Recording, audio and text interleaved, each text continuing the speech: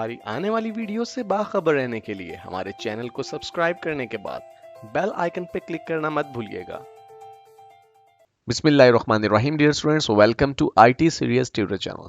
अपने इस वीडियो में हम बात करेंगे फॉर्मेट स्पेसिफायर्स की और देखेंगे कि सी प्रोग्रामिंग लैंग्वेज में फॉर्मेट स्पेसिफायर्स किस मकसद के लिए इस्तेमाल होते हैं।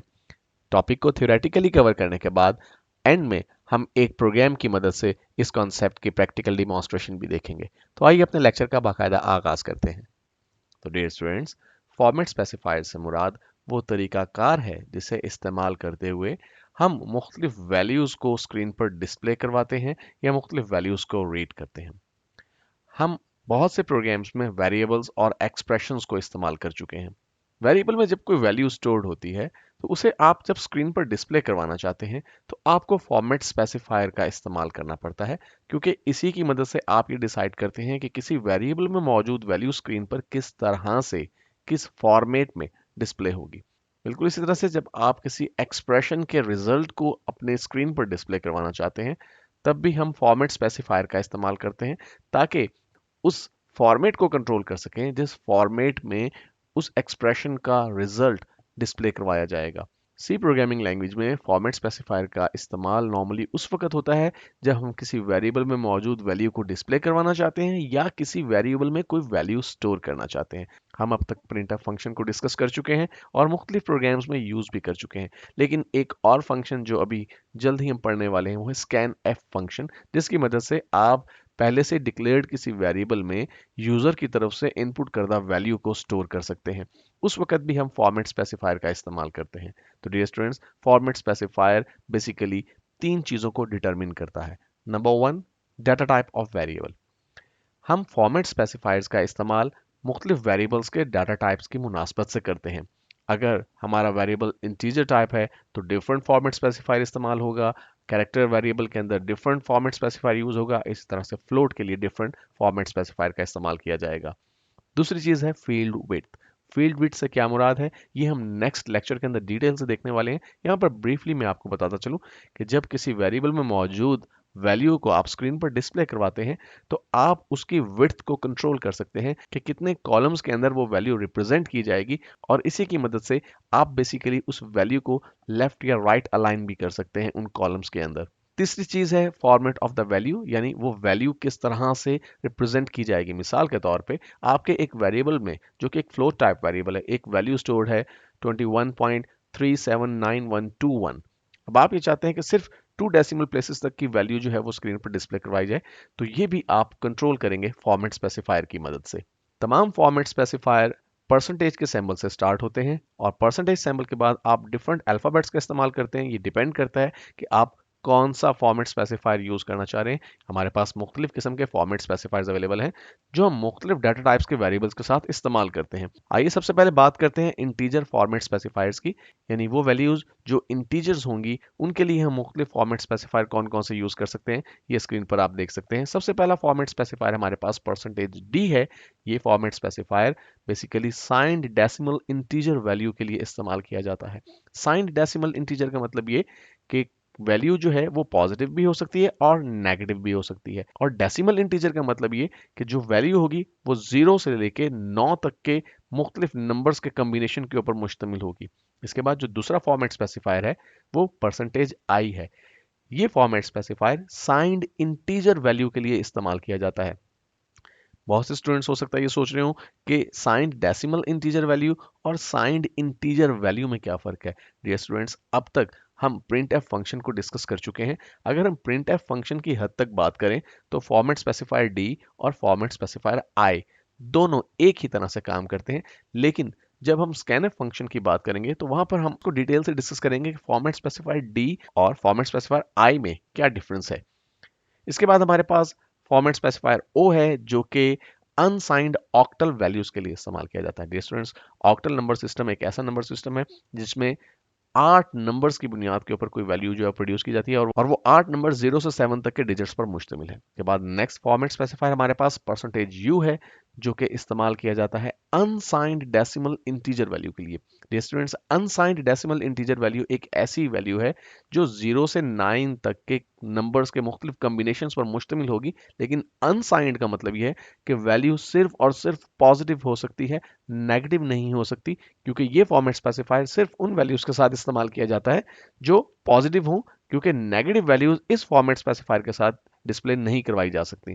जबकि इसके बरअक्स जो फॉर्मेट स्पेसिफायर डी है वो पॉजिटिव और नेगेटिव दोनों तरह की डेसिमल इंटीजर वैल्यूज को डिस्प्ले करवाने के लिए इस्तेमाल होता है। नेक्स्ट फॉर्मेट स्पेसिफायर हमारे पास है परसेंटेज एक्स। यहाँ पे ये परसेंटेज एक्स लोअर एक्स के साथ है और ये इस्तेमाल होता है अनसाइंड हेक्साडेसिमल वैल्यूज के लिए। और हेक्साडेसिमल वैल्यू से मुराद एक ऐसा नंबर सिस्टम है जो कि 16 सिंबल्स पर मुश्तमिल है, जिसमें 0 से लेकर 9 तक के डिजिट्स और ए से लेकर एफ तक के अल्फाबेट्स शामिल हैं। लेकिन लोअर केस एक्स के साथ जब आप ये फॉर्मेट स्पेसिफायर यूज करेंगे तो जो हेक्साडेसिमल वैल्यू है ए से लेकर एफ तक के जो सिंबल्स हैं वो लोअर केस में डिस्प्ले करवाए जाते हैं। इसी तरह से परसेंटेज एक्स, यहाँ पे ये एक्स अपर केस में है और ये फॉर्मेट स्पेसिफायर जो है ये भी हेक्साडेसिमल वैल्यूज के लिए इस्तेमाल किया जाता है, लेकिन यहाँ पर हेक्साडेसिमल वैल्यूज में जो ए से एफ तक के सिंबल्स हैं वो अपर केस में डिस्प्ले करवाए जाएंगे। इंटीजर फॉर्मेट स्पेसिफायर के बाद स्टूडेंट्स आइए आगे बढ़ते हैं और बात करते हैं फ्लोटिंग पॉइंट फॉर्मेट स्पेसिफायर की। फ्लोटिंग पॉइंट फॉर्मेट स्पेसिफायर इस्तेमाल किए जाते हैं फ्लोटिंग पॉइंट वैल्यूज को डिस्प्ले करवाने के लिए या स्टोर करने के लिए। तो डियर स्टूडेंट्स, हम इसमें भी हमारे पास 3 तरह के फॉर्मेट स्पेसिफायर मौजूद हैं। परसेंटेज एफ है जो इस्तेमाल किया जाता है साइंड, फ्लोट और डबल वैल्यू के लिए। साइंड का मतलब ये कि इस फॉर्मेट स्पेसिफायर को यूज करके आप पॉजिटिव और नेगेटिव दोनों तरह की वैल्यूज स्टोर भी करवा सकते हैं और डिस्प्ले भी करवा सकते हैं, और इसकी मदद से आप फ्लोट वैल्यूज भी स्टोर और डिस्प्ले करवा सकते हैं और डबल वैल्यूज भी। इसके बाद हमारे पास नेक्स्ट फॉर्मेट स्पेसिफायर है परसेंटेज ई। ये फॉर्मेट स्पेसिफायर भी फ्लोटिंग पॉइंट नंबर्स के लिए इस्तेमाल किया जाता है, लेकिन जब आप किसी फ्लोटिंग पॉइंट वैल्यू को या डबल वैल्यू को एक्सपोनेंशियल नोटेशन के अंदर जाहिर करना चाहते हैं उस वक्त आप ये फॉर्मेट स्पेसिफायर यूज करते हैं। और इसी तरह से फॉर्मेट स्पेसिफायर जी, ये फॉर्मेट स्पेसिफायर उस वक्त यूज किया जाता है जब आप बहुत बड़ी फ्लोटिंग पॉइंट वैल्यूज को या तो स्टोर करना चाहते हैं या डिस्प्ले करवाना चाहते हैं, लेकिन एक्सपोनेंशियल वैल्यूज में, और उसके साथ आप एडिशनल जीरोस को स्टोर या डिस्प्ले नहीं करवाना चाहते। इसके बाद हमारे पास जो last type of format specifiers है वो है कैरेक्टर फॉर्मेट स्पेसिफायर, और इसमें हमारे पास 2 तरह के फॉर्मेट स्पेसिफायर अवेलेबल हैं। फॉर्मेट स्पेसिफायर सी, ये इस्तेमाल किए जाते हैं कैरेक्टर वैल्यूज के लिए, जो कि हम प्रीवियसली कुछ प्रोग्राम्स में यूज भी कर चुके हैं। जबकि फॉर्मेट स्पेसिफायर एस जो है वो स्ट्रिंग्स के लिए इस्तेमाल किए जाते हैं। डियर स्टूडेंट्स, स्ट्रिंग जो है वो मल्टीपल कैरेक्टर्स पर मुश्तमिल होती है और आगे चलकर हम इसे डिटेल से डिस्कस करने वाले हैं। तो dear students, different format specifiers के लिए मैंने एक प्रोग्राम पहले से टाइप करके रखा हुआ है। एक बहुत सिंपल सा प्रोग्राम है जिसमें मैंने डिफरेंट वेरिएबल्स डिक्लेयर किए हैं और फिर उन वेरिएबल्स में मैंने डिफरेंट वैल्यूज स्टोर की हैं, और उन वैल्यूज को डिस्प्ले करवाने के लिए मैंने डिफरेंट फॉर्मेट स्पेसिफायर्स का इस्तेमाल किया है। यहाँ पे आप देख सकते हैं कि मैंने 4 वेरिएबल डिक्लेयर किए हैं। उसमें से पहला वेरिएबल है इंटीजर टाइप जिसका नाम m है और उसमें 100 की वैल्यू स्टोर है। इस तरह से फ्लोट टाइप वेरिएबल हाइट है जिसमें 5.5 स्टोर्ड है। चार टाइप वेरिएबल ग्रेड है जिसमें हमने a की वैल्यू स्टोर की है यानी अपर केस a, और हमारे पास 4 टाइप वेरिएबल नेम है, लेकिन इसमें हमने एक कैरेक्टर नहीं बल्कि स्ट्रिंग स्टोर की है उस्मान की। तो जब भी आप किसी कैरेक्टर टाइप वेरिएबल में स्ट्रिंग स्टोर करना चाहें तो उसका तरीका यही होता है कि आप डाटा टाइप मेंशन करने के बाद अपने वेरिएबल का नेम देते हैं और फिर स्क्वायर ब्रैकेट्स के पेयर के बाद इक्वल का साइन लगाते हैं और उसके बाद डबल कोटेशन मार्क्स में वो स्ट्रिंग टाइप करते हैं जो आप स्टोर करना चाहते हैं उस कैरेक्टर टाइप वेरिएबल में। यहाँ पे हमने सबसे पहले डाटा टाइप दिया, उसके बाद वेरिएबल का नेम दिया और फिर स्क्वायर ब्रैकेट्स के बाद इक्वल टू का साइन लगाने के बाद हमने डबल कोटेशन मार्क्स में उस्मान का वर्ड लिख दिया। इसके बाद हमने क्लियर स्क्रीन का फंक्शन यूज किया है और फिर हमने डिफरेंट प्रिंटफ स्टेटमेंट्स यूज किए हैं। पहली प्रिंटफ स्टेटमेंट में आप देखिए कि हम अपने मार्क्स को डिस्प्ले करवाना चाह रहे हैं, तो यो marks are format specifier D, क्योंकि हमारा जो वेरिएबल है वो इंटीजर टाइप है तो इसके लिए फॉर्मेट स्पेसिफायर डी का इस्तेमाल करते हैं हम, और फिर कॉमा लगाने के बाद हमने वेरिएबल का नाम मेंशन किया। इस तरह से दूसरी लाइन में हमने प्रिंट एफ स्टेटमेंट का दोबारा इस्तेमाल करते हुए हाइट वेरिएबल जिसकी डाटा टाइप फ्लोट है उसकी वैल्यू को प्रिंट करवाने के लिए फॉर्मेट स्पेसिफायर एफ का इस्तेमाल किया और फिर कॉमा लगाने के बाद हमने वेरिएबल का नाम मेंशन किया। इसी तरह से हमने अपने 4 टाइप वेरिएबल ग्रेड को डिस्प्ले करवाने के लिए तीसरी प्रिंटफ स्टेटमेंट यूज की और यहाँ पे हमने फॉर्मेट स्पेसिफायर सी का इस्तेमाल किया, और 4 टाइप ही हमारा जो चौथा वेरिएबल है लेकिन उसमें एक स्ट्रिंग स्टोर्ड है, इसलिए फॉर्मेट स्पेसिफायर जो हमने यूज किया यहाँ पे चौथी मर्तबा प्रिंटफ स्टेटमेंट में वो परसेंटेज एस है, और उसके बाद हमने वेरिएबल का नाम मेंशन किया कॉमा लगाने के बाद। अब मैं इस प्रोग्राम को सेव पहले ही कर चुका हूँ, मैं इसे कंपाइल करता हूँ और इसमें कोई मिस्टेक नहीं है। अब मैं इसे रन करता हूँ और देखिए जो ही मैंने इसे रन किया, आपके पास जो मैसेज आ रहा है योर मार्क्स आर 100, लेकिन साथ ही विदाउट एनी स्पेस या न्यू लाइन के आ रहा है लिखा हुआ your height is 5.50000 and your grade is ए और फिर योर नेम इज उस्मान। तो डियर स्टूडेंट्स, यहाँ पर ऐसा क्यों हो रहा है? हमारे पास ये जो चार प्रिंटफ स्टेटमेंट्स हैं ये चार लाइंस में क्यों नहीं आ रही?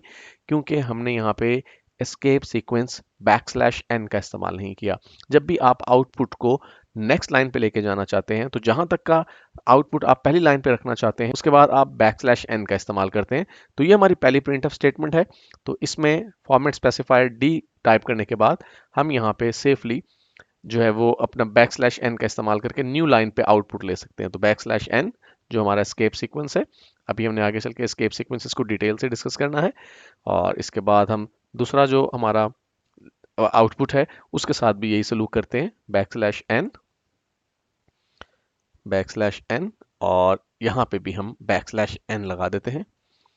अब हमारे पास जो आउटपुट आएगा डियर स्टूडेंट्स, उसमें पहली लाइन में लिखा होगा योर मार्क्स आर 100 और फिर दूसरी लाइन में लिखा होगा योर हाइट इज 5.50000 और फिर तीसरी लाइन में इस तरह से हमारे पास ग्रेड और चौथी लाइन में हमारे पास नेम आएगा।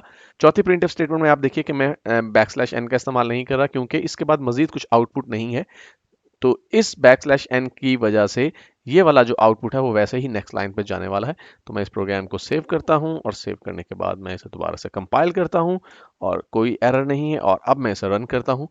तो डियर स्टूडेंट्स, आप देखिए your marks are 100, your height is 5.50000 and your grade is A and your name is Usman. हो सकता है कि आप ये सोच रहे हो कि हमने हाइट में जो वैल्यू स्टोर की थी वो तो 5.5 थी, लेकिन ये 5.50000 ये कैसे इसमें ऑटोमेटिकली ऐड हो गए? तो डियर स्टूडेंट्स, जो आपका फ्लोट डाटा टाइप है, इसकी यही खासियत है कि अगर आप उसमें डेसिमल के बाद एक वैल्यू देते हैं तो बाकी, चूंकि फ्लोट की जो प्रिसिशन है वो 6 डेसिमल प्लेसेस तक है, तो ऑटोमेटिकली जो है वो एडिशनल जीरोस को ऐड कर देता है। लेकिन हम इसको कंट्रोल कर सकते हैं, जो हम आगे चलकर सीखने वाले हैं।